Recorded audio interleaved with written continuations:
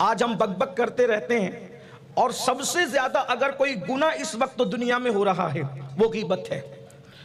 حالانکہ یہاں تک فرمایا گیا الغیبت اشد من الزنا، کہ غیبت زنا سے بھی بدتر ہے۔ ایک مقام پر یہاں تک ارشاد فرمایا گیا کہ جو لوگ غیبت سے توبہ کریں گے وہ جنت میں جانے والوں میں وہ لوگ ہوں گے جو آخری میں جنت میں جائیں گے۔ اللہ رب العزت نے یہاں تک ارشاد فرمایا سورۃ الحجرات کے اندر کہ جو لوگ غیبت کرتے ہیں کیا وہ اس بات کو پسند کرتے ہیں کہ وہ اپنے مرے ہوئے بھائی کا گوشت کھائے؟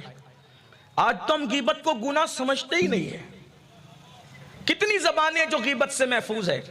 بہت سارے لوگ کہتے ہیں کہ یار میں نے عملیات کے اندر تاثیر پیدا کرنی ہے تو میں نے گوشت کھانا چھوڑ دیا۔ اچھی بات ہے، اگر آپ نے لذت نفس کا خاتمہ کرنے کی کوشش کی ہے تو بہت اچھی بات ہے، لیکن ایک چیز میں آپ سے پوچھتا ہوں، جب انسان اس بات کو پہنچ چکا ہے کہ گوشت کھانا چھوڑ کر وہ وظائف کے اندر تاثیر پیدا کر لے گا، عملیات کے اندر تاثیر پیدا کر لے گا، مجھے اس پر کوئی اعتراض نہیں، لیکن ایک بات پوچھتا ہوں، جانور کا گوشت کھانا چھوڑنے والوں، یہ تو حلال ہے، آپ نے چھوڑا ہے کمال تقویٰ کے لیے، کیا آپ نے اپنے مرے ہوئے بھائی کا گوشت کھانا بھی ترک کیا ہے؟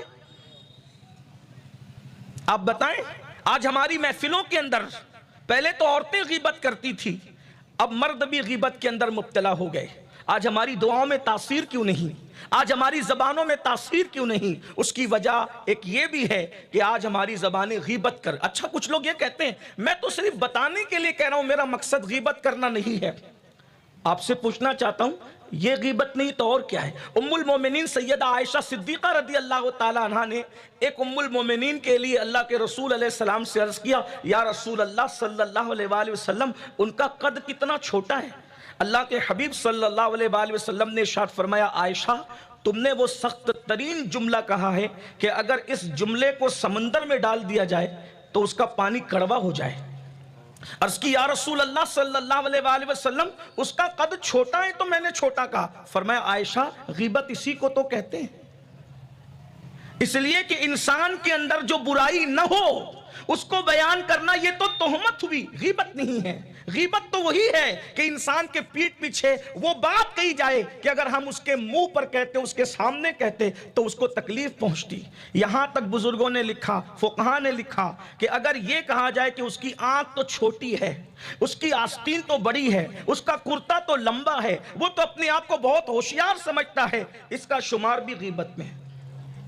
اور جو غیبت کرتا ہے کیا وہ یہ پسند کرتا ہے کہ اپنے مرے ہوئے بھائی کا گوشت کھائے؟ اللہ کے رسول صلی اللہ علیہ وآلہ وسلم ارشاد فرماتے ہیں، معراج کی شب میں نے جہنم کا مشاہدہ کیا تو میں نے دیکھا کہ کچھ لوگ ہیں جن کے ناخون لوہے کے ہیں اور وہ اپنے لوہے کے ناخون سے اپنے سینے کو جو ہے وہ نوچتے ہیں۔ میں نے پوچھا، جبریل یہ کون لوگ ہیں؟ عرض کی، یا رسول اللہ صلی اللہ علیہ وآلہ وسلم، یہ وہ لوگ ہیں جو ایک دوسرے کی غیبت کیا کرتے تھے۔ ایک مرتبہ اللہ کے رسول صلی اللہ علیہ وآلہ وسلم نے روزہ رکھنے کا حکم دیا اور ارشاد فرمایا، جب تک میں نہ کہوں اس وقت تک کوئی افطار نہ کرے۔ حدیث پاک کا مفہوم ہے، ایک صحابہ آئے اور انہوں نے عورتوں سے متعلق سوال کیا۔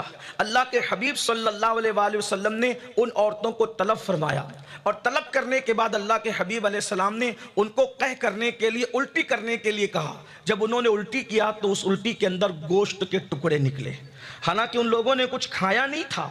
یہ اللہ کے رسول علیہ السلام کا معجزہ ہے کہ حضور اکرم صلی اللہ علیہ وآلہ وسلم کو کچھ دکھانا تھا، اللہ کے حبیب علیہ السلام نے دکھایا۔ لوگوں کو حیرت ہوئی کہ ان لوگوں نے کچھ کھایا تو نہیں، لیکن ان کے حلق سے گوشت کے ٹکڑے کیسے نکل رہے ہیں؟ تو اللہ کے حبیب علیہ السلام نے ارشاد فرمایا، حدیث پاک کا مفہوم ہے، ان سے پوچھو کیا ان لوگوں نے غیبت نہیں کی؟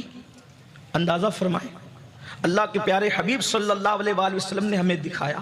اور آج ہمارا محبوب مشغلہ ہے، چار دوست جمع ہوں تو پانچویں کی غیبت کرتے ہیں، پانچ جمع ہو جائے تو چھٹے کی غیبت کرتے ہیں، چھٹا اٹھ کر چلے جائے تو اس کی غیبت کرتے ہیں، پانچواں اٹھ کر چلے جائے تو اس کی غیبت کرتے ہیں۔ کون سی محفل ہے جو غیبت سے محفوظ ہے؟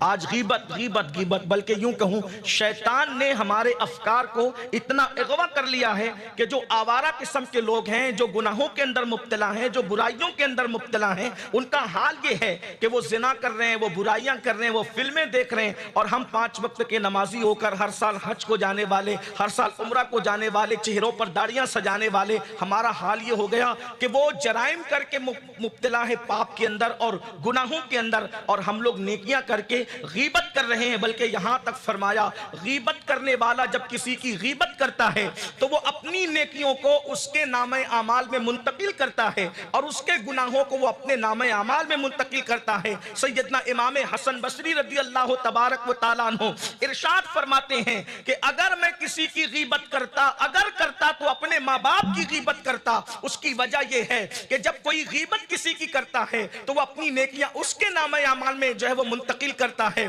تو اگر میں اپنی نیکیاں کسی کے نامہ اعمال میں منتقل کرتا تو اپنے ماں باپ کے نامہ اعمال میں منتقل کرتا، مگر چونکہ یہ حرام ہے، غیبت کرنا حرام قرار دیا گیا ہے۔ میرے پیارے آقا صلی اللہ علیہ وآلہ وسلم کے پیارے دیوانوں، آج فکر یہ بن چکی ہے، آج سوچ یہ بن چکی ہے، آج نظریات یہ بن چکے ہیں، اتنی مرتبہ یہ وظیفہ کرو، اتنی مرتبہ یہ کرو، اتنی مرتبہ یہ کرو، اتنی مرتبہ یہ کرو، اور ہم سے بڑا متقی کوئی نہیں۔ جبکہ سرکار غوث پاک رضی اللہ تعالیٰ عنہ تقوی کا پہلا زنا غیبت کے ترک کو قرار دے رہے ہیں، زبان کی حفاظت کو قرار دے رہے ہیں۔ تھوڑی دیر ذرا غور تو کریں، اے سنی اجتماع میں آنے والوں، سرکار غوثیت ماپ کا نعرہ لگانے والوں، سرکار غوث پاک کی عظمت پر جان و دل فدا کرنے والوں، سرکار غوثیت ماپ کو اپنا پیر سمجھنے والوں، مجھے بتاؤ کیا آج ہماری زندگیوں کے اندر غیبت نہیں ہے؟ کیا آج ہماری زندگیوں کے اندر کسی کی برائی نہیں ہے؟ حد تو یہ ہے روزے میں بھی غیبت ہو رہی ہے۔ میں نے تو لوگوں کو حالت احرام میں منا، مزدلفہ